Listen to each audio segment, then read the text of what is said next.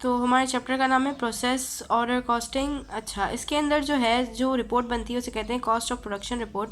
उसके अंदर 4 पार्ट्स होते हैं। सबसे पहला है quantity schedule, cost per unit schedule, equivalent unit schedule और टोटल कॉस्ट चार्ज स्केजुअल। इसके दूसरे नाम ये हैं यूनिट्स अकाउंटेड फॉर और यूनिट्स अकाउंटेबल फॉर। इसके अंदर ये 2 चीज़ें आती हैं क्वांटिटी स्केजुअल में। और कॉस्ट अकाउंटेड फॉर जो है वो कॉस्ट पर यूनिट स्केजुअल में आती है, और इक्विवेलेंट यूनिट स्केजुअल में यूनिट्स अकाउंटेबल फॉर इसकी चीज़ें आती हैं। लेकिन ये मैंने गलती से यहाँ लिख दिया है, पहले इक्विवेलेंट यूनिट स्केजुअल आता है, फिर कॉस्ट पर यूनिट स्केजुअल आता है। पहले हम यूनिट्स को देखते हैं, फिर हम कॉस्ट को देखते हैं। अच्छा, यूनिट्स अकाउंटेड फॉर में बेसिकली क्या होता है, units in beginning inventory, add units in units started during the period. ये 2 हम ऐड करते हैं यूनिट्स, तो वो आ जाते हैं टोटल, और फिर उसके टोटल आ जाते हैं यूनिट्स अकाउंटेड फॉर। फिर उसके बाद यूनिट्स, इसके अंदर जो पार्ट 2 होता है वो units completed and transferred, add units in ending inventory, और फिर ये बन जाता है यूनिट्स अकाउंटेबल फॉर। तो यूनिट्स अकाउंटेड फॉर और यूनिट्स अकाउंटेबल फॉर हमेशा इक्वल होते हैं, ये मैं इसने बताया था। उसके बाद जो है यूनिट्स इन एंडिंग इन्वेंट्री जो है उसके कुछ पार्ट ऐसा होता है जो कि हमारा कंप्लीट हो चुका होता है और कुछ कंप्लीट नहीं हुआ होता। परसेंटेज ऑफ कंप्लीशन और equivalent units will come in ending inventory.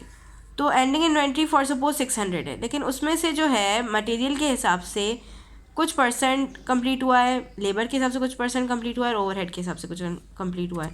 तो वो हम कहाँ डालते हैं, वो हम इक्विवेलेंट वाले टेबल में डालते हैं। अच्छा, तो यहाँ पे एक एग्जांपल की हुई है हमने कि बिगनिंग थी 800, स्टार्टेड थी 3200, तो ये कितनी बनी 4000। अच्छा, ये मैंने अमाउंट्स ऊपर नीचे कर दिए हैं। कंप्लीटेड एंड ट्रांसफर्ड हुई थी 3400 और एंडिंग इन्वेंट्री थी 600, तो ये हो गई 4000। उसके बाद हमने क्या बनाना है, उसके बाद हमने बनाना है इक्विवेलेंट यूनिट स्केजुअल। तो उसके अंदर पहले हमने क्या लिखा, कंप्लीटेड एंड ट्रांसफर्ड, जो कि है 3400 एंड ऊपर नीचे कर दिया, पहले बता रही हूँ। तो कंप्लीटेड एंड ट्रांसफर्ड कितनी थी 3400। अच्छा, एंडिंग कितनी थी 600।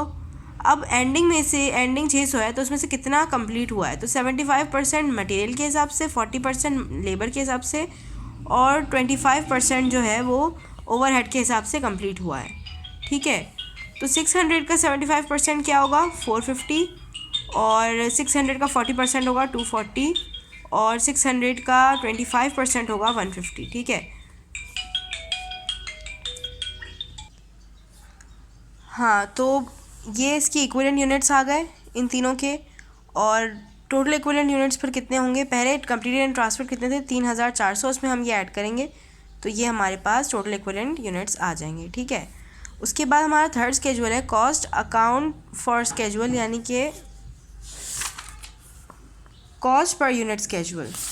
तो कॉस्ट पर यूनिट स्केजुअल में जो है हमारे कितने कॉलम्स बने हैं 5। उसके अंदर हम पहले बिगनिंग इन्वेंट्री की जो कॉस्ट दी हुई होती है वो लिखते हैं, cost added during the period वो कॉस्ट दी हुई होती है हम वो लिखते हैं, फिर हम उन दोनों को ऐड करते हैं तो बनती है टोटल कॉस्ट, और टोटल कॉस्ट को हम ये जो टोटल इक्विवेलेंट यूनिट्स आए हैं इनसे डिवाइड कर देते हैं, तो हमारे पास पर यूनिट कॉस्ट आती है। अब यहाँ पे लिखा हुआ है मटेरियल की हमारे पास 17,923 थी, और एडेड ड्यूरिंग द पीरियड ये थी, हमने इन दोनों को ऐड किया, फिर हमने टोटल इक्विवेलेंट जो कि 3,850 थे इनको यहाँ पे लिखा, फिर इस अमाउंट को इन यूनिट से डिवाइड कर दिया तो हमारे पास आ गया 22.48।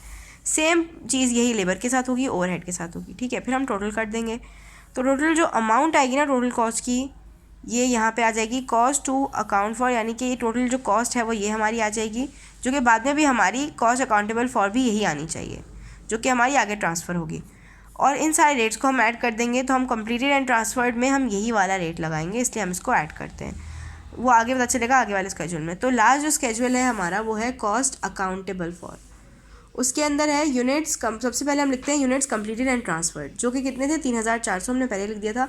तो अब हम इस पर रेट कौन सा लगाते हैं, जो हमने सारे रेट्स ऐड किए ना तो वो बने 36.7, तो उनको जो है हमने ऐड किया, तो ये हमने इससे मल्टीप्लाई कर दिया, 3,400 को 36.7 से मल्टीप्लाई किया तो हमारे पास अमाउंट आ गई 24,780।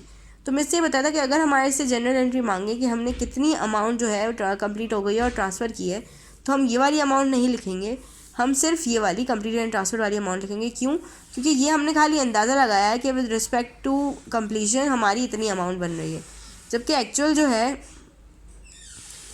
है ये हमारी अमाउंट ट्रांसफ़र हुई है। तो हम इस जनरल में यही वाली अमाउंट डालेंगे, और जो है एंट्री वही बनेगी कि एक जगह से वर्क इन प्रोसेस से दूसरे वर्क इन प्रोसेस में गई है।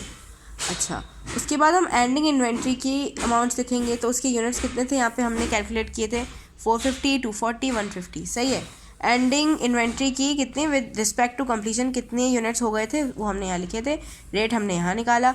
तो अब हम इन यूनिट्स को इन रेट से मल्टीप्लाई करेंगे तो हमारे पास अमाउंट आ जाएगी। हम सबको ऐड करेंगे तो हमारे पास यही अमाउंट आनी चाहिए, जो कि है 1,37,452।